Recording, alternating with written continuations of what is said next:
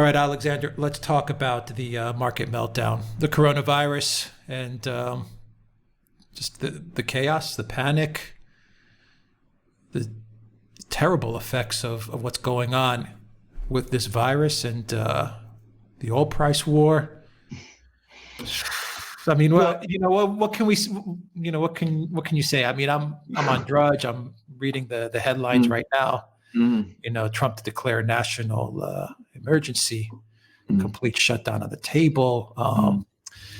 I saw the Justin Trudeau press conference. I know you saw it too. His wife tested positive. He says he's tested negative, but Justin Trudeau said, and I quote, "We're pulling out all the stops." He said he's going to pull out all the stops to fight the spread of the virus in Canada. I'm on Ikathi for Greece. Malls, cafes, bars, eateries to close as coronavirus cases rise to 190. It's starting to really take hold in Greece, and they're pretty much putting the whole country on quarantine. In Cyprus as well, where I am right now, it's growing rapidly. And, the president is going to be giving a press conference today, the Cyprus president. I don't understand why he didn't close the airport. We were talking about this before he did the video. I mean, I just think he should shut the whole thing down because I just don't see what other options you have left. I understand the economic implications. But anyway, Alexander, I'm rambling. Things are bad. I don't know what else to say, but things are really, really bad. Well, you're not rambling, and things are really extremely bad. And to bring back that phrase that we were getting a few years ago so often, it's a perfect storm. I mean, we have a virus raging. This is happening at the same time as an oil price war. And of course, we're having a crash on the markets. Of course, all of these things are connected, but they're all connected in interesting ways. Firstly, we have to be absolutely clear about this. A virus of this nature is going to bring economic activity to a complete stop as governments respond to the health emergency that it is creating. And already you see action being taken by governments in a very confused, muddled and disorganized way in many places. But you talked about how the Cypriot government is reluctant to close down the airport. Here in Britain, the government is still very reluctant to close down schools, for example. I saw Johnson's press conference, by the way, yesterday as well. Give your thoughts. Sorry. Well, I mean, again, I thought, frankly, very unimpressive. I mean, he's not got a grip on the situation. At least he wasn't as completely as delusional as our friend Emmanuel Macron was, where he talks absolutely inanely about the fact that, the virus doesn't recognize borders. Well, of course, it doesn't recognize borders or nationalities, but that doesn't mean you don't put in border controls. I mean, that's a total non sequitur. Sorry about the Latin. It's completely illogical, and it shows how ideologically obsessed he is, and the extent to which he simply can't stop virtue signaling. In fact, he's so indoctrinated with virtue signaling that it doesn't seem to him to understand that he's doing it anymore. And of course, with Merkel is asleep at the wheel. It's all doom, gloom, and disaster in Germany, according to her. The German government says that they're prepared to increase liquidity, but you can increase liquidity, you can pour out money, but at the end of the day, if people aren't buying, or if people are buying all the wrong things. I mean, shops are running out of critical foodstuffs in London now. My local bakery is out of bread. Dried pasta has essentially vanished. All kinds of food products, fresh fruit is becoming increasingly difficult to find. This is in central London. If there is that kind of economic implosion, then you can print money and you can increase liquidity as much as you like, but it's not going to help the economy and it's not going to help the markets. Now, the markets, as lots of people have been telling us for a long time, people like Mitch Feinstein, whom I, slightly know, people like Peter Schiff, people like Max Kaiser, all these sorts of people, they've been telling us for a very long time. Tom Luongo is another person who we speak about often. Mike Whitney, who often writes about these matters. They've all been telling us for a very, very long time how massively overextended markets are, how this policy of QE, of quantitative easing, has, far from fixing the problems that started with the financial crisis of 2008, that they made it, it's made it worse. That, we've had overvalued stocks, we've had overvalued equities, we've had problems in the bond markets, all of those things. But it's important again to say that if you have a economy that is grinding to a stop anyway, because people are not going to go to factories, and people are not going to go, buy goods, and because air traffic is starting to seize up, and all of those things. Of course, financial markets are going to seize up, and they would, even if the financial system was in the best of health. I am not saying it is in the best of health. All I'm saying is, people have to be realistic about these things. And the same applies to the oil price war. Now, we've done some very, very good programs about MBS and how wildly and irrationally he is acting, and how it's absolutely crazy for him to start, producing oil, increasing oil supplies by 4 million barrels a day at a time when demand is collapsing. But given that demand is collapsing, we need to understand that the oil price would be falling anyway. And I saw a Russian official who just made exactly that point. He said, it's all very well about, people could talk about the fact that OPEC Plus has just fallen apart, but we would be at the position we now are in with oil prices at $30 to $35 oil anyway, even if a production cut had been agreed, because production cuts cannot keep up with the pace of collapsing demand. So, MBS turning on the taps is going to make a bad situation worse, but the situation is very bad anyway. And that's the reality. And I have to say straight away that I think that governments around the world have not grasped how serious the situation is. And I think far too many of them have been anxious to try and keep the economies moving, and to preserve economic activity and economic stability, when what they really need to understand is that they're dealing with a massive, existentially scaled public health crisis. And until and unless that is overcome, we're not going to see economic activity return, not in any sensible or proper way. So that is the real crisis at the moment. We can worry about what's going on in the markets. We should worry about what's going on in the markets. We should worry about the oil price. But ultimately, it is the coronavirus that is the urgent priority at the moment.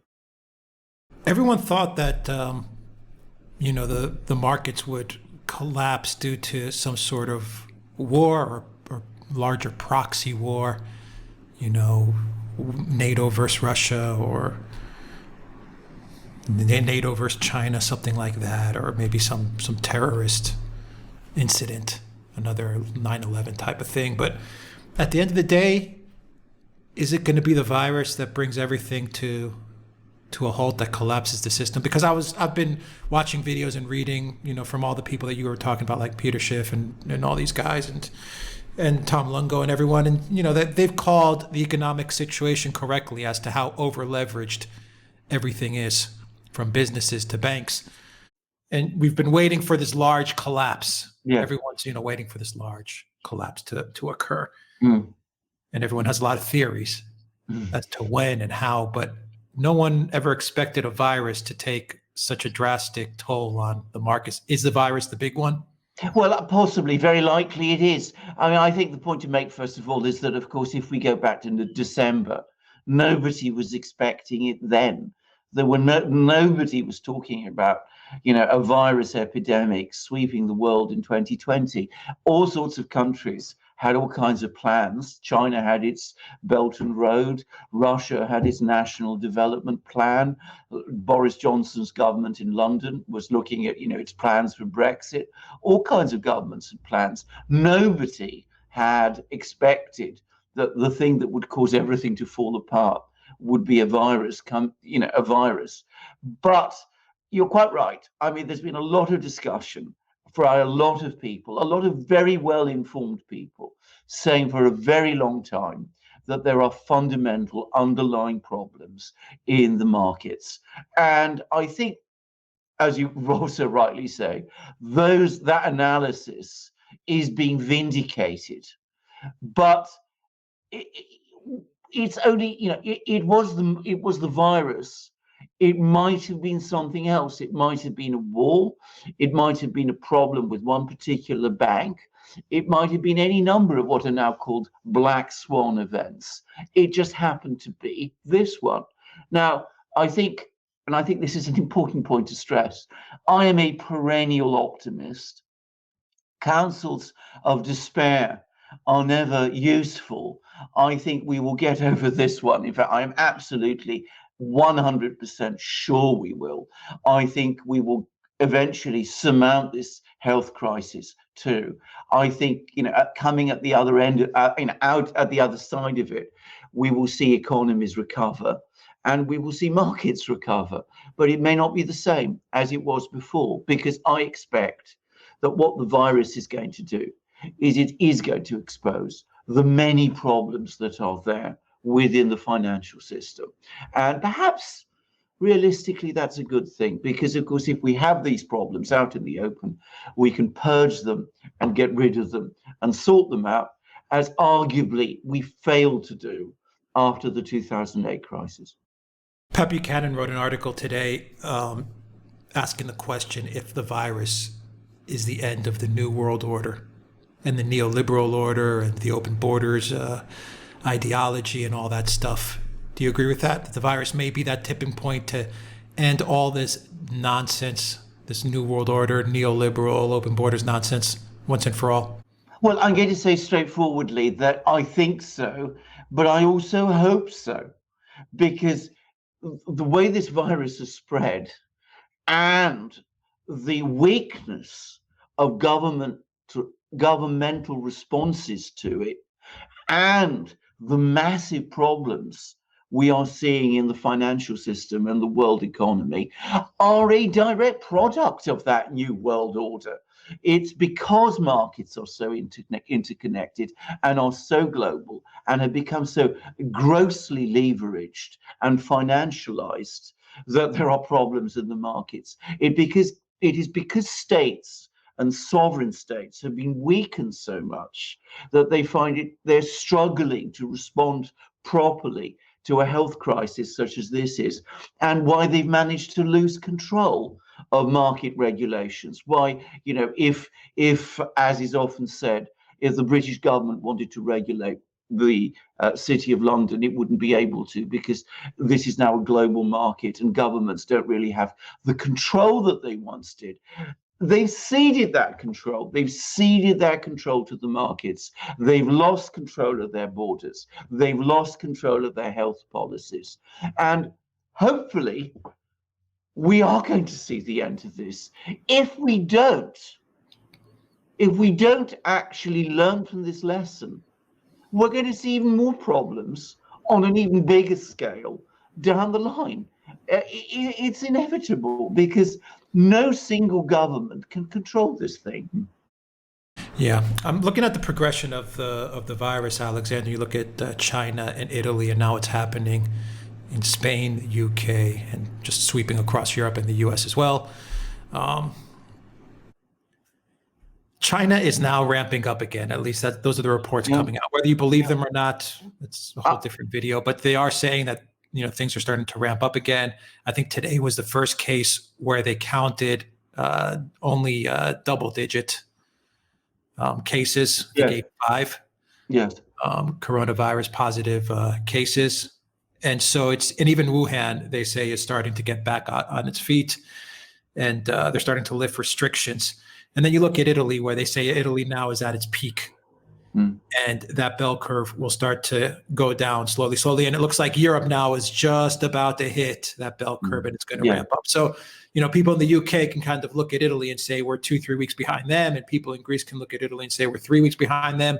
And Russia can say we're 4 weeks behind Italy. So everyone kind of sees now what may be playing out in the future for, their society and their community and their country.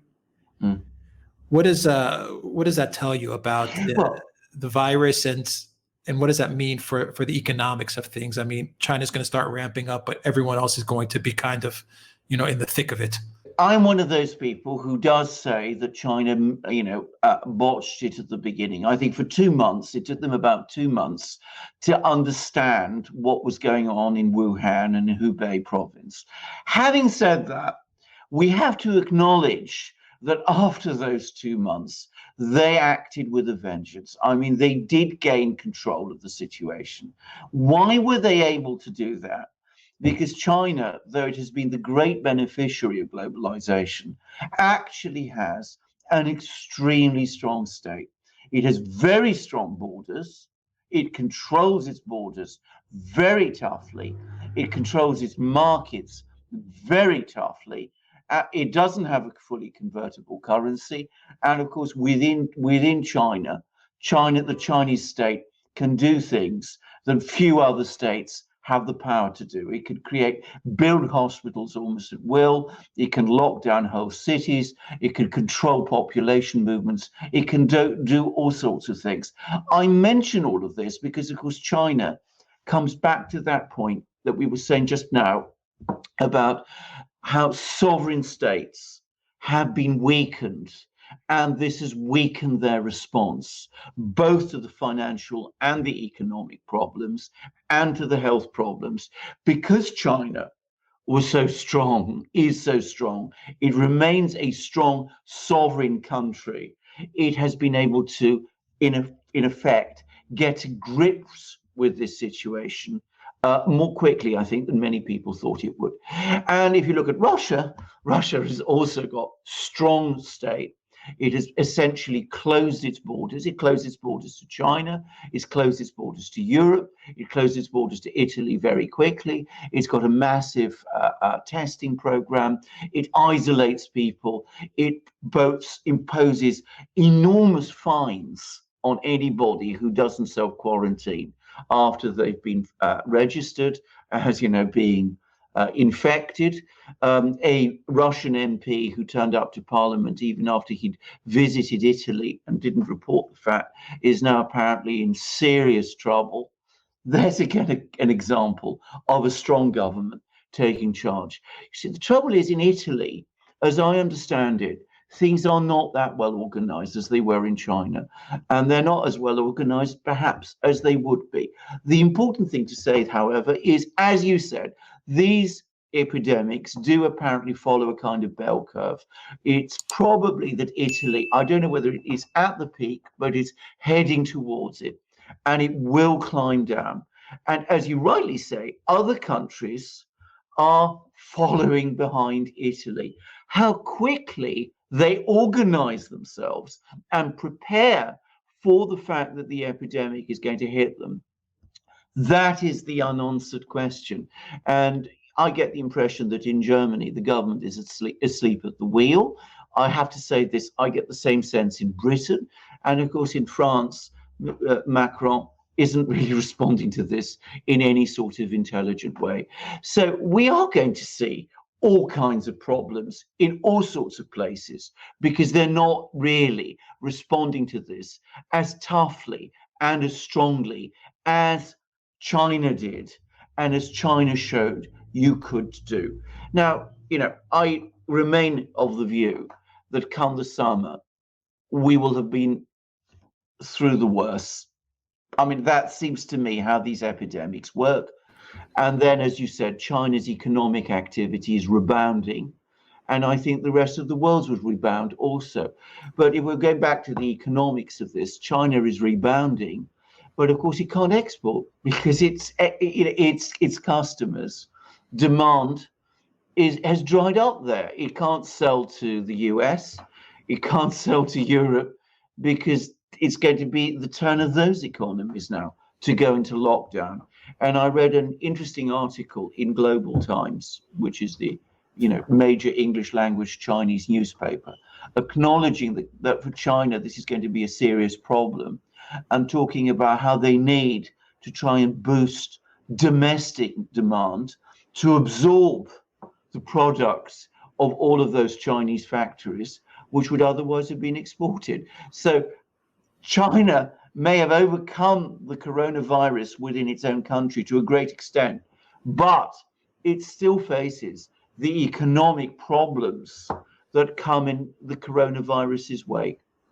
Okay, let's turn to the United States, Canada, also Brazil. Bolsonaro said they said there were rumors that he tested positive, and then he came out on Twitter and said that he has tested negative. That was interesting, but obviously Brazil is a huge country, and the virus has reached Brazil as well. So I mean, it's everywhere. You had the press conference of Trudeau. You also had Trump giving his Oval Office speech. What did you make of those two speeches, Alexander? Those two press conferences. One was a press conference, the other one was an Oval Office speech. How do you think both leaders handled them individually? Well, let's go to Donald Trump and the Oval Office speech, because I'm afraid, I said I thought he might turn out to be a good crisis manager. At the moment, he's turning out to be a terrible crisis manager. I mean, there's still time. He can still learn, and we'll see what he does once he does declare a state of emergency. But I thought that speech was very disappointing, not because of the flight ban from Europe, which, by the way, I think was a perfectly appropriate response. I mean, as I said, you do need to control movements, but he didn't match that control with the kind of action within the United States which I think is needed. And I agree with those people who say what he needed to do was to say that the United States will be moving forward towards a major testing program. And if there are problems with that, and logistical problems, which I think there are, I mean, unquestionably there are, and they're probably not his fault. He needs to be, straightforward about that and transparent about it, but also give people the reassurance that those problems, those logistical problems, are being dealt with. He needed to come across as the commander-in-chief, giving positive statements about what sort of things the US government was prepared to do and would do, and reassure them that it is confident in its actions and will protect them. Cliches and bromides about what a great country the United States is and how it can and will defeat the coronavirus. I mean, they may be true. I've no doubt they are true, but they are not what people want to hear and need to hear at this time. And, I have to say, I was listening to Trudeau. I didn't think he was very much more impressive either. I mean, he's apparently, running the country essentially from home now. I didn't feel that Canada is any more on top of the situation than the United States is, even though it has arguably a more integrated health system than the United States does, and ought to, in theory, be in a better position to respond to this thing. So I didn't think the North Americans came across very well. And as for Brazil, I mean, it doesn't help when we have contradictory messages coming out of whether the president is got the coronavirus or not. I mean, I assume he doesn't, but, they should have knocked on that one much more quickly. And again, I don't really know. I mean, in some ways, less important whether or not Bolsonaro himself is infected.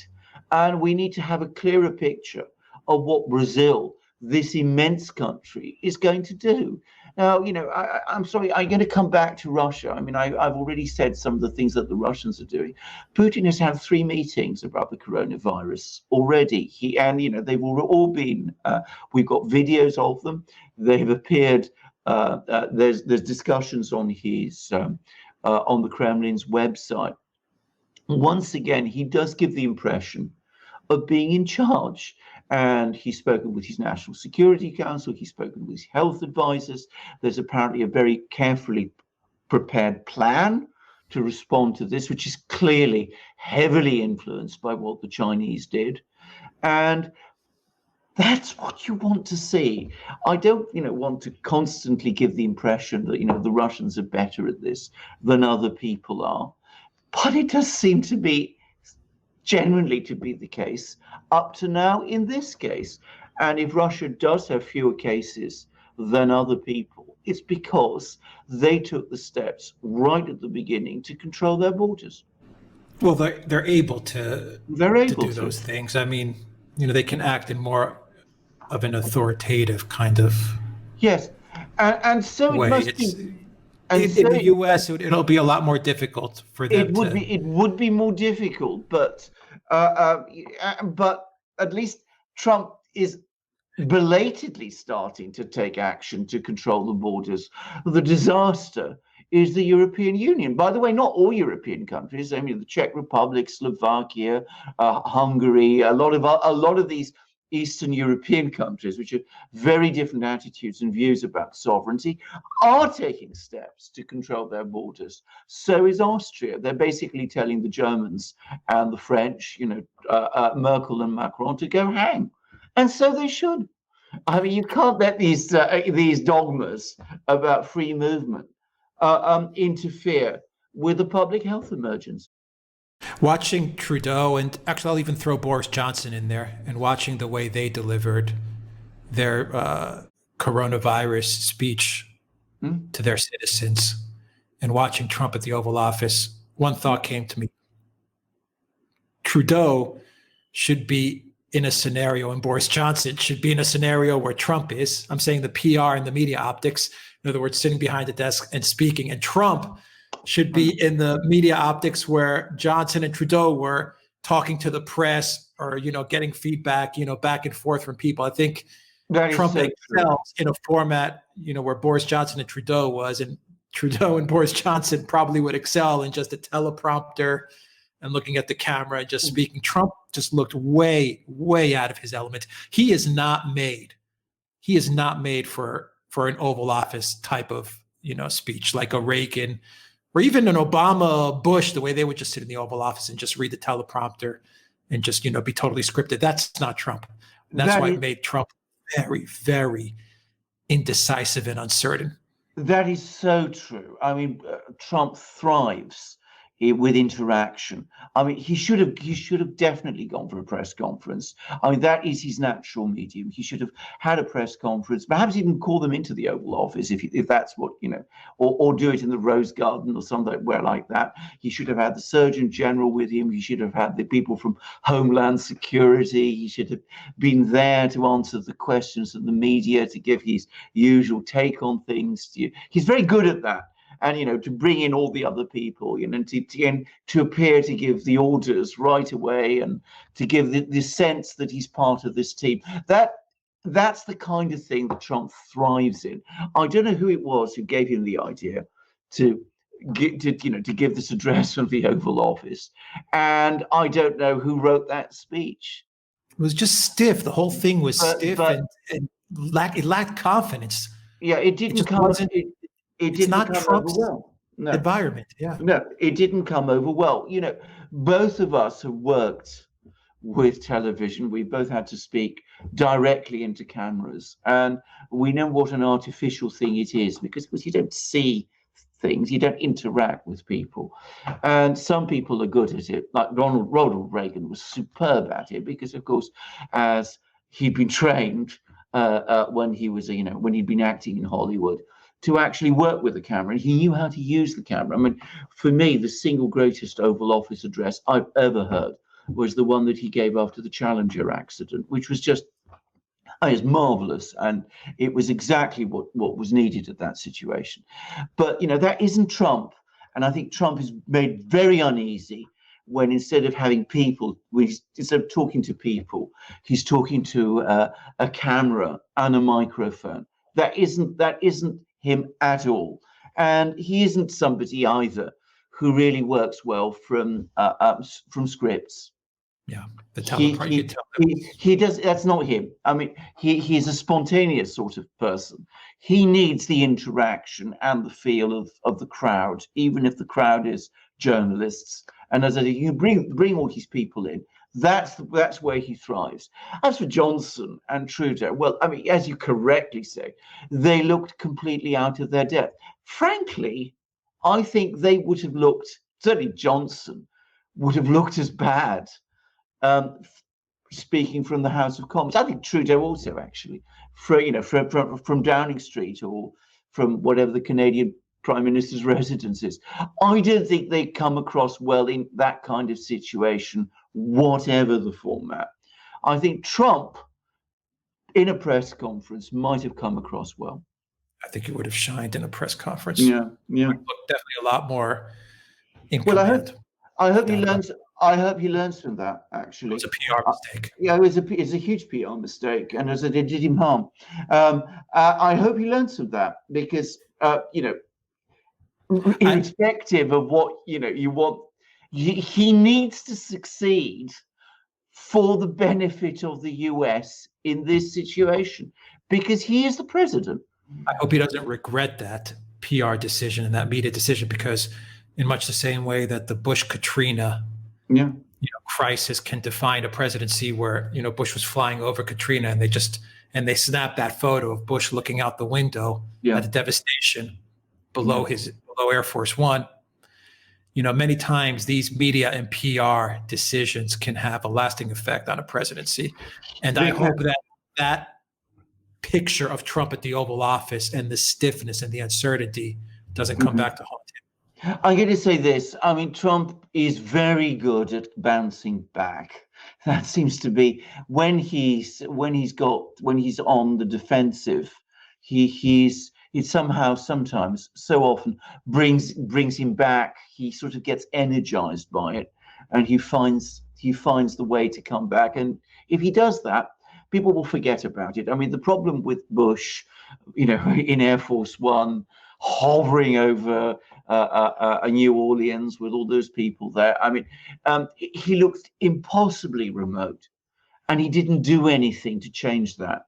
Trump has the time and the space to change that, but he needs to understand that he's got to do this.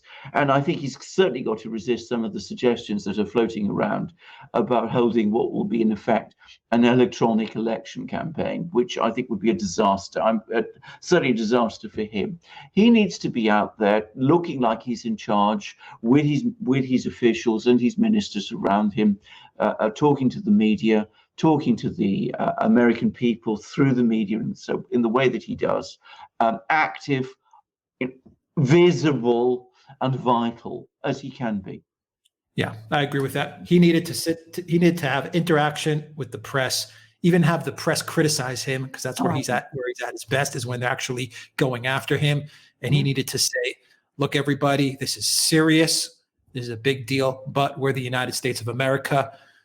We are going to test everybody. We're going to ramp up testing." And he needed to say, "We are going to find a vaccine or a cure because we're the United States of America and I'm president of the US and we're going to make it happen. And if people said it won't happen, Trump should have said, watch, I'm going to make it happen." That's what he needed to do. Trump needed to show that kind of leadership. Absolutely. That's exactly what he needed. And he couldn't express it in the Oval Office. He couldn't get it out. No, I agree. Totally. And Trudeau couldn't get it out. I was watching Trudeau and Johnson. And Trudeau, I thought, was the best of the three. Yeah, I agree with that, actually. Trudeau couldn't. Grudgingly, but he couldn't. I agree. I do. Yeah, he was there, and he wanted to ramp up his voice, and he wanted to get out. We're gonna get through this, but he just couldn't get out the emotion to say, "Look, my wife tested positive, but don't worry, I'm in command. I'm in charge. This is what we're gonna do. We're gonna get through this." He couldn't muster the leadership to get it out. No. I agree. I have to say, Johnson looks asleep at the wheel also. I mean, I don't think he really understands how to respond to this thing. And of course, we've had this extraordinary budget that was published that the British government produced a few days ago, and it's already looking as if it belongs to another world. because it was clearly all done before the coronavirus appeared. And that's what the government needs to be prioritizing. All right, we'll wrap it up. There's a long video. We'll wrap it up. We had a lot to discuss.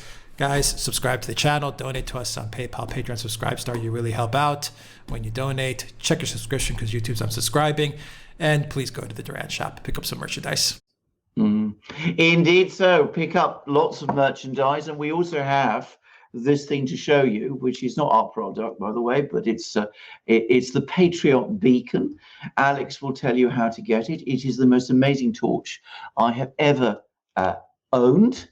It is the kind of torch that is perfect in a crisis, an emergency like this. It's the kind of torch you want to have in your car. And I'm a great driver, by the way. I love driving in all sorts of places. If you get lost, there's a compass there. If it's dark and you want to know where you are, well, you can have all kinds of lights. It can flash. It can do all sorts of extraordinary things.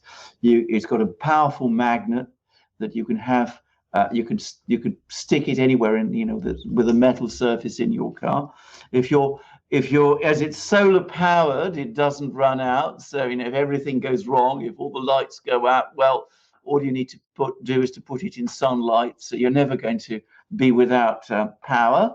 And of course, that's useful because if you need to recharge your iPhone or your iPad, you can do it because it's got a USB port there.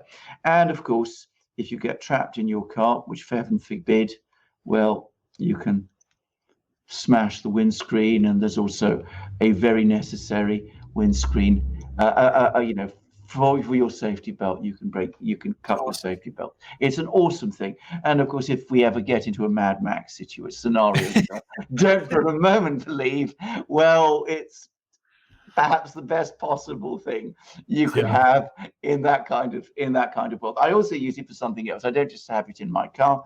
I also have it when I'm walking my dogs.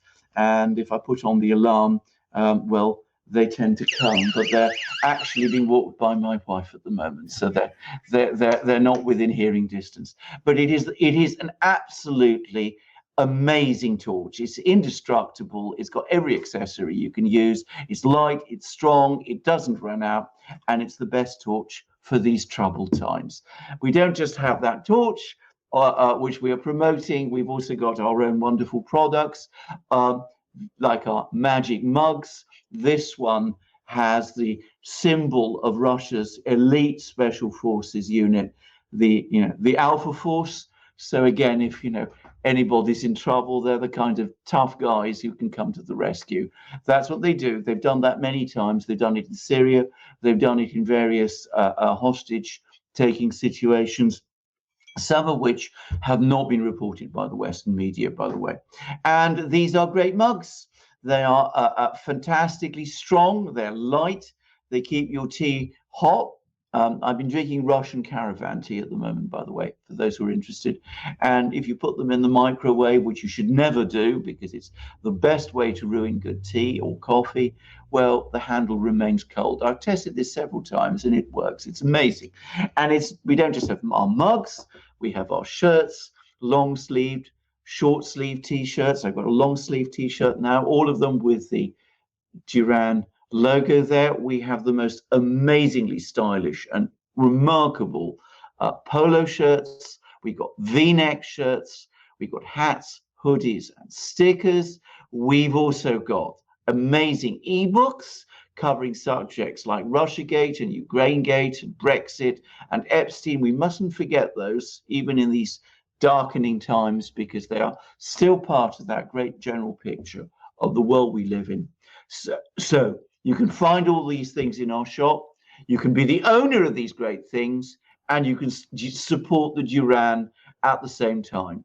And of course, you can be safe if you buy yourself a Patriot Beacon. So come to our shop, come to the Duran, support the Duran. Alex will tell you how to do it.